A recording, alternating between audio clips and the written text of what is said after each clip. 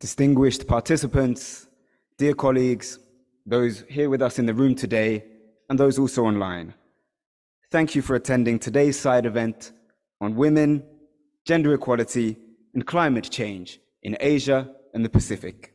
I will be your MC for this side event. Hello, welcome back to Evolve. Thank you so much for joining us again. I'm here with my co-host Rafa. Rafa, how are you today? I'm great. I was actually feeling a little bit groggy in the morning, but I forced myself into the gym. It's the routine now. I know that Jack keeps me accountable, and after that session, I just feel amazing. So that's your reminder. If you know that you should be training today and you don't feel like it, do it anyway. And to our viewers, it just feels like you're really part of the family now, and chilling with the camera at the start felt a little bit daunting. But now it really feels like you're with us, you're chilling, we're sharing these experiences with you, and we're grateful for the comments, as always. So thank you all for joining. What about you though, Jack? How are you doing today? Yeah, I'm very well, thank you, Rafa. Yesterday I trained in the rain. It was just monsoon, pouring rain. It was pretty cool, actually. It was pretty cool. You know, when you're walking in the rain, you don't want your shoes to get wet. For some reason, that's the only thing. You're like, no, I don't want my socks to get wet. They were completely soaked, or soaked through. So it was good because, you know, we rarely get to experience that. So I was grateful for that. But yeah, when I came back to the house, it was a different story because then I had to actually clean up, put my shoes on the dryer, all this. But I'm feeling great. So in today's episode, we are going to be picking Rafa's brains about public speaking, something he is very, very experienced in. So I guess I won't say too much. I'll pass this straight over to Rafa and let him open this up. Thank you very much, Jack. And you can see I'm beaming because this is just a topic that I love. And I guess since I was a kid, you know, it's cliche to say, but I have been public speaking. And that's where I'm pretty grateful to the British education system, because I know if you're watching this from other countries, especially, you know, working in Asia, people are extremely advanced in many areas, like mathematics. But when it comes to speaking, a lot of people don't have that confidence. And my background in this is like, I remember being even in like nursery or kindergarten for the Americans, and teachers encouraging us to speak openly, discuss things. I went to a Church of England primary school, so I used to read in the church from the Bible at like 4 or 5 years old.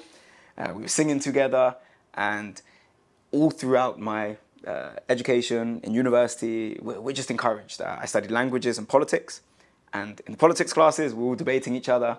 In the language classes, something that was awesome is that we were encouraged, regardless of our opinions, you were just given an argument. And they would say, okay, half the class, you agree that abortion should be legal. The other half believe it should be illegal. Debate.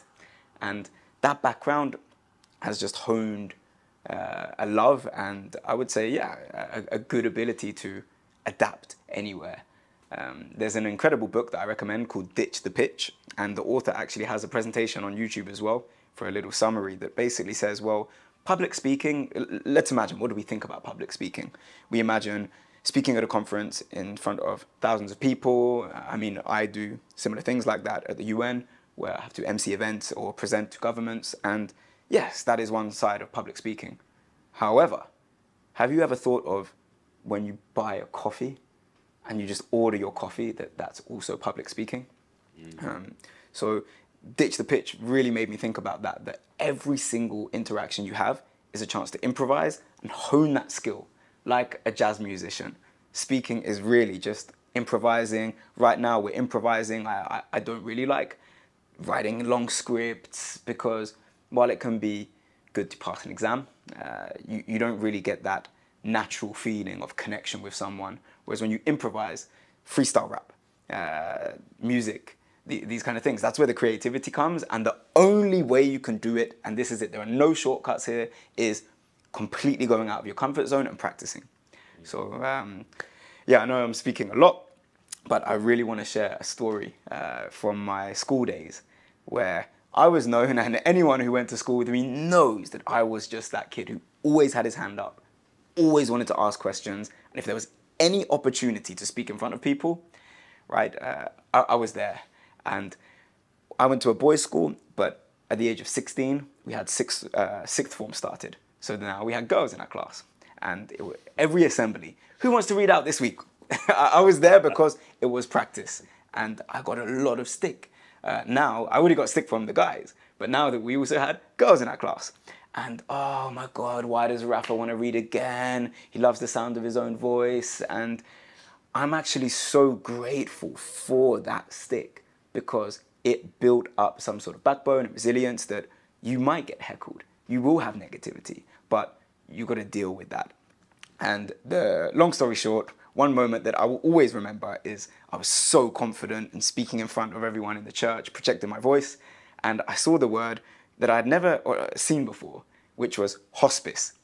And at the top of my voice, so confidently, and I said, and the hospice will be blah, blah, blah. And everyone laughed. The teachers gave me stick for a long time about that, but I'm grateful to you all because it's what builds backbone. But yeah, based on all what I've said there, any questions or input so far? No, I just find it interesting that it's not only about these huge events, that it's also applicable on a day-to-day basis in these smaller situations. I find that quite fascinating. I suppose thinking back to any presentations I've given, throughout university and certain jobs and things like this, I guess when you get up there in front of the audience, you kind of feel like everybody's just staring at you, right? But I almost have this feeling that everybody in the audience actually wants you to do well. They want you to be a good speaker because they want to be entertained. If you feel awkward at the front, then they just kind of absorb your awkwardness. But then we all have that experience of being in the audience and seeing somebody who's awkward like that, and we feel a bit awkward. But then when we see someone who's super charismatic, who just seems like they know exactly what they're saying and they just command the audience, we love that, right? So what's your kind of experience or thoughts on that? Does that come into your mind? Has that been something throughout your kind of training? For sure. I think that the first idea when you explained that I thought of is faking it until you make it. Because to be honest, everyone has insecurities, everyone gets anxiety. The levels might be different, but we all get those things. We're human. But it's how much do you reveal those? And you could, for example, I know some people like to, off the bat, say, I'm a bit nervous now and kind of break that ice and show the human side. And that works for some people. But in other situations, you've got to just train your brain to, okay, acknowledge, I'm a bit nervous now. I'm anxious. Why? I'm human. Take a few deep breaths and get back into business. And once you do that, maybe the first time you might, again, this is not just for presentations, it's equally applicable. You might want to speak to someone at a networking event. You might like the look of someone and just want to talk to that person, right? It doesn't always have to be, there's no one reason why you want to speak to people. But the first time you do it, you might, we say in England, what's the word? It's something egg on your face. It will backfire. Yeah. Translation. You're just going to completely make a mess of it. But that's fine, and that's how we learn. And I think this is something that in the Asian culture, especially East Asian culture, people are very scared of making mistakes. And we've spoken about that with languages, that you have to understand that mistakes are part of it.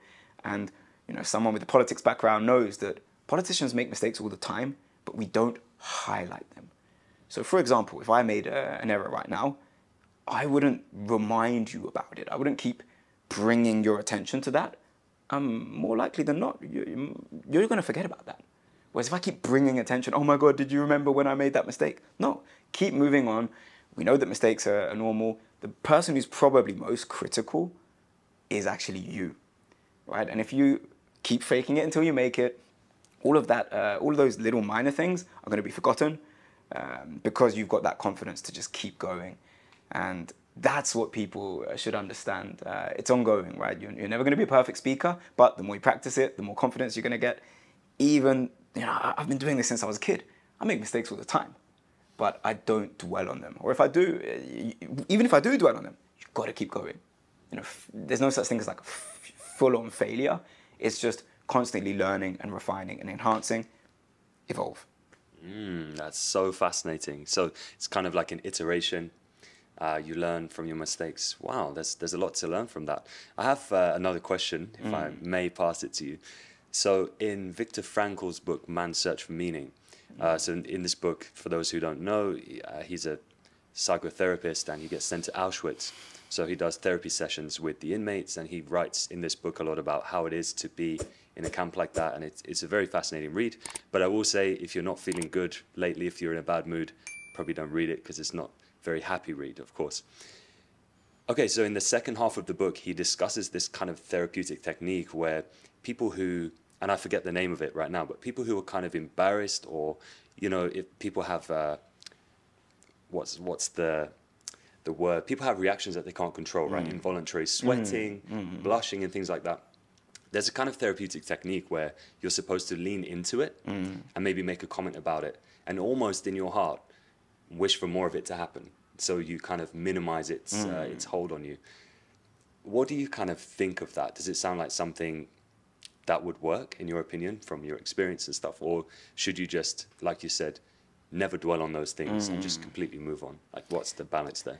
That's a great point. And I think that for someone who's starting off, it's relatively, you know, I understand the logic behind it, because at this stage now, because I speak so much, I don't necessarily start sweating as much as I would. I mean, there's no air conditioning now, so I probably will. But see the beats. In general, I notice speakers who just in general aren't as confident, those situations happen. So for them, it is just accepting it, right? We've spoken a little bit about anxiety, and something when I suffered from that in the past, I would trick my mind in saying is like, okay, I want a really good panic attack right now. Body, give myself the best, worst panic attack you can ever do. And suddenly it's like, oh, wow. Right? Because it's involuntary, right? So yeah, I think these psychological tools in the short term will help, but practicing something over and over again, eventually those symptoms will evaporate and will, subside? Subside. Yeah, I nearly said subsidize. See, look, you know, I'm talking about speaking, but he's melting. You know, I'm showing you that I could dwell on that. This is what, imagine right now, I'm going to give you the example of, oh, subsidized, yes, I thought it was this. It could have been subsidy. Or imagine if I just didn't even mention it. And we just kept going. Most of you probably wouldn't have noticed, right? There are so many, I love body language and analyzing the way people are when they speak, or in general in social situations. And I could be so self-critical about myself right now, which is interesting and fine for me to do in my spare time. But if I started thinking about all the little things I'm doing with my hands and my legs and crossing these things, paralysis to analysis, be in the present moment, and they call it the flow state, and that takes time. So my approach to how do we actually get better at this, and how do we practice, throw yourself into the deep end as much as you can. It will be painful, right? But I do a lot of online interview coaching, and my approach to this is it's not for the faint-hearted, right? You know, if you want to do any coaching with me, you can contact me. My LinkedIn will be on the page. But I'm not a teacher who is very empathetic. I mean, I am, but not to the extent where I'm saying, oh, you did great, well done.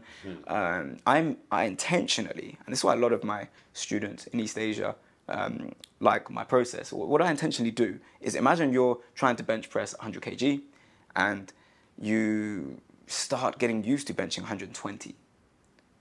After a while, the 100 feels light. So what I try and do is put people in really intense debates, discussions, and interviews where I'm asking them and I'm grilling them. And at the start, I can see my students, and this is it, I do have a heart, right? I feel a little bit bad for them, but I tell them, look, there's a disclaimer, there's a method to my madness. Beforehand, I tell them, look, you will feel uncomfortable, but that's good. That's your body getting used to these high intensity situations. So I'll grill them, I'll say, are you really sure that you can get this job? Do you think you're really qualified? I'm not sure. And I take them off guard. I throw curveballs, which means unexpected and difficult questions. And students at the start, I would say about 20%, sometimes they don't want to do a class with me again because it is difficult. But the ones who are, willing to keep walking into the fire after that, after a few sessions, let's say 3 or 4 sessions, you can see that I'll throw them a curveball and they keep calm. And they remain composed. And then they start to build up that ability to adapt to whatever question I'm asking them. They remain calm. They take their deep breaths. One technique, for example, the water technique. Right? You might ask someone a really difficult question and say, but I'm just not really sure that your skills align with our job description.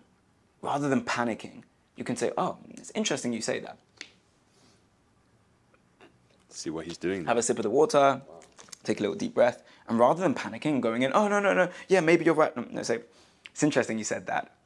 But there are a few reasons I'd like to reiterate that I've already mentioned, the proof that I do match the job. So you're showing that composure. You can't, no one's born like that. It's really difficult, but if you keep persevering, you'll get there. A technique I want to maybe wrap up on this episode is that I think is really important is, it comes back to what we were saying in some of the other episodes about how you define yourself. And for example, if you identify as a shy person or a reserved person or someone who's not confident, it can be a little bit challenging to break out of that.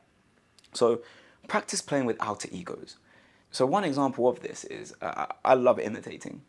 This is something, different accents, different people, different speakers, and this is just something that has allowed me to develop my communication skills so well. Again, it goes back to the language. Not being afraid, right, of changing your accent. And, you know, when you get over that hurdle, you can literally define yourself as someone else and become them, and then it's not faking it anymore because you actually are that confident person. You're just tricking your mind. You're tricking your mind in that initial phase. So yeah, you might find a particular speaker that you like online.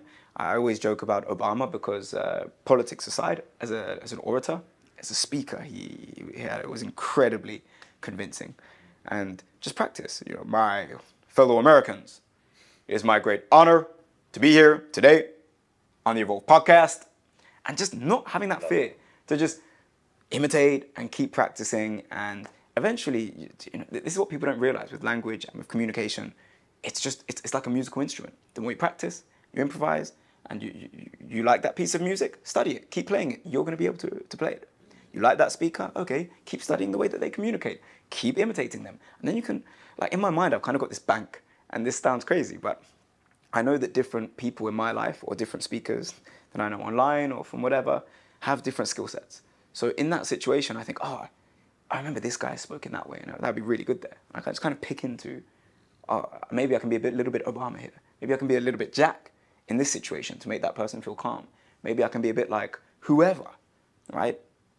And that comes from practice and imitating and, yeah, freestyle as much as you can when you're at home, when you're alone, and you'll be surprised. But I think the hardest thing for a lot of people is that they just don't feel confident, even alone, to just change your accent a bit. You know, change the way you communicate. Try a new style out. Yeah, like the first time you try and play piano, I play a bit of piano, Jack plays even more piano. It is really difficult, but you keep playing and you find your own rhythm and you find your own groove. It's exactly the same with communication. But yeah, I think that's me good today. Cool. Well, I think this is a good place to wrap it up. I'm sure our audience is just thirsty for even more knowledge from Rafa over here. So guys, please contact Rafa if you need some coaching or any advice in this realm, because he is just brilliant at this. And I know from speaking to this man off camera that this is 5% of what he knows. So if you found this useful, please contact him, and also like and subscribe.